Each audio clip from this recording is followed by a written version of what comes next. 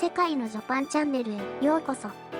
今回はある日本人が道で倒れている外国人女性を助けた話と日本人の優しさに対する海外の反応をご紹介していきます。まずは道で倒れていた外国人女性を助けたエピソードをお話しします。以前、家の近所で倒れていた外国人女性がいました。くすんだ金髪ポニーテールをしたメガネをかけた綺麗な人でした。夏盛りの炎天下だったので、熱中症か何かだろうと思い、母親を呼んで家の縁側に横たわらせました。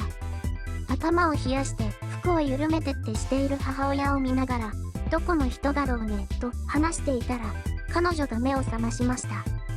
頭をふらふらさせながら、英語で何やら話し始めましたが、私は英語は全くわかりません。なんとか聞き取れたのは、ここはどこ？くらいでした。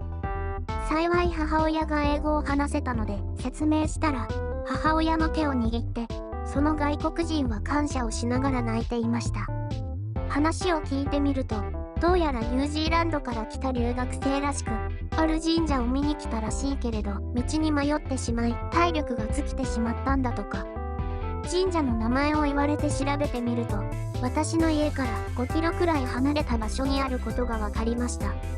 到底歩いて行ける距離ではないので見つからないわけだ。なんて思いながら、母親と外国人の話を聞いていると、母親に、その神社まで連れて行ってあげて、と言われました。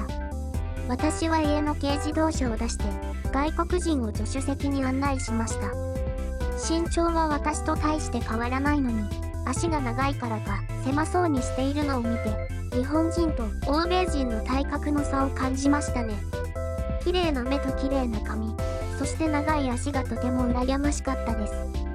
そして神社まで送ってあげたのですが、熱中症で倒れたばかりで心配だったので、神社の駐車場に車を止めて、境内までついて行ってあげることにしたのです。どうやら格式の高い神社だったそうですが、私は彼女にそれを聞くまで、近所にあったのに全く知りませんでした。彼女はやっと来られた念願の神社に、はしゃいで走り回るわけでもなく、淡々と持ってきたデジカメで、あちこち写真に撮っては、ノートにメモをしていきます。後で母親に聞いたら、日本の神社は、外国ではとても人気のようで、彼女も興味を持ったそうです。しばらく歩いた後、気が済んだのか私の方を向いて、ありがとうございましたと頭を下げて、感謝の気持ちを伝えてくれました。日本の神社に興味を持ってくれていることも嬉しく、礼儀正しい彼女を見て、外国人に対する考えが変わりました。神社の前に駅があることを知っていたので、わざわざ私の家まで戻ってもらう必要もないと思い、バイバイと手を振って、駐車場の方に戻ろうとすると呼び止められて、名刺のようなものを渡されました。それから先ほどまでメモを取っていたノートとペンを差し出し、連絡先を教えてくれと言っているようだったので、そこに住所と名前と電話番号を書き、今度は本当にさようならをしました。自宅に帰ると、もう夜ご飯の支度がしてあって、外国人の彼女の分までご飯が用意されており、どうして連れて帰ってこなかったんだと母親から怒られてしまいました。もう会うこともないかと思っていたのですが、なんとその翌日、彼女が家にやってきたのです。シャツにジーンズ姿でラフな印象だった昨日と違い、今度はかっちりとしたスーツを着てきて、お礼と言って水羊羹の詰め合わせをくれました。母親は大喜びで彼女を歓迎して、その日は昨日できなかった分、さらに盛大に宴会になり、それ以降、彼女はうちに頻繁に来るようになり、母親と随分仲良くなりました。そのうち、家族全員で母国に遊びに来てほしいというほどになり、家族の距離が近くなっていきました。はじめは想像していなかったほどに家族ぐるみで仲良くなり、帰国してからも来日してはうちに訪れるようになりました。そしてなんと、私の兄と彼女は結婚することになりました。思いもよらない出会いで国際結婚になり、家族みんなで幸せに包まれています。このように日本人が起こした何気ない行動が、思いもよらぬ結果を呼び起こすことがあるんですね。とってもほっこりするエピソードでした。このように、日本人の何気ない優しさが海外から称賛される機会は多いです。むしろ日本人は優しいと一般に他国の人は口を揃えて言います。もちろん、それぞれ個々に優しい性格を持つ人は多いです。世界にもそういう国はたくさんあるのに、日本が優しい国という印象を持たれるのはどうしてでしょうか。レストランやコンビニを訪れて誰もが感じるおもてなしの精神、細かなところに目の届くサービスを心がける日本の企業は多いです。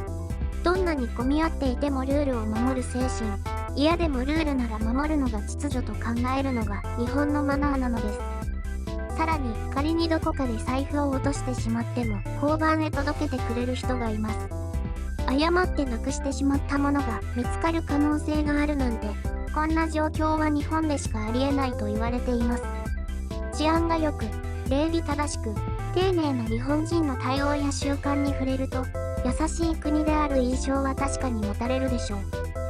例えば外国の人が街頭で困っていて、日本人に助けを求めるとします。すると日本人は、多くの場合明るく優しく、そしてカジュアルに接しようと心がけます。親切に困っている人を助けようとするのです。たとえ相手の話す言語が理解できずとも。これはきっと、多くの国でも同じことが言えます。日本人の性格として特徴的な、周囲の目や他人の目を気にすること、他人に可能な限り迷惑をかけないこと。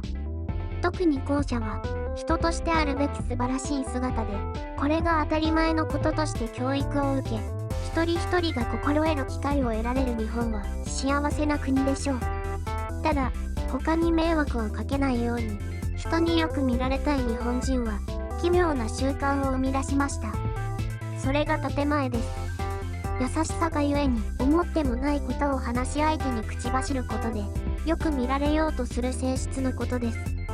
日本の企業に勤めていて、企業の同僚や上司と飲み会に行く機会があるとします。海外では会社の同僚などと食事など、プライベートな付き合いをすることは一般的ですが、日本ではそう多くありませんよね。他人を気遣い相手からの見られ方を気にするがゆえに、あまりオープンな関係性にはなりにくいのです。あらゆる文明、技術が発達し、日に日に目の前の世界が変わっていくような現代の日本。様々なタイプの性格を持つ人々が共存する世界となり、親切心で手を差し伸べた優しさが、あだとなることも大いにあり得ます。これだけあらゆるものが発展した中で、日本人が選んだ方法が、自己を防衛することなのでしょう。たとえ困っている状況を見ようとも、たとえ少し自分の気持ちを過剰に見繕ってでも、物事に齟齬が起きない形を最優先して生きるということが、結局は日本のコミュニケーションでは、最も大きな鍵を握るのです。日本人なりのコミュニケーションは、自己を防衛した上で成り立つことなのかもしれません。そしてこれこそが、外国人から日本人は優しい、と思われる大きな理由になっているのではないでしょうか。いかがでしたでしょうか。冒頭でご紹介したような奇跡的な出会いは、ほとんどの人には訪れないかもしれませんが、日常生活で他人に優しい気持ちを持つこと、そして行動を起こす勇気を持つことが、思わぬ幸せにつながる道なのかもしれません。外国人に話しかけるのは、言葉が通じないことを考えるとハードルが高いですが、優しい気持ちを嬉しいと思う心は世界共通です。たとえそれが自分の身を守るための建前であったとしても、優しさを受け取った側が嬉しい気持ちになることに変わりはないのです。複雑に深いことは考えず、困っている人を見かけたら手を差し伸べられるといいですね。皆さんは最近、家族や友人を助けたことはありますか？どんな小さなことでも構いませんので、コメント欄で教えてください。動画をご覧いただき、ありがとうございました。グッド評価、チャンネル登録の方もよろしくお願いします。またのお越しをお待ちしております。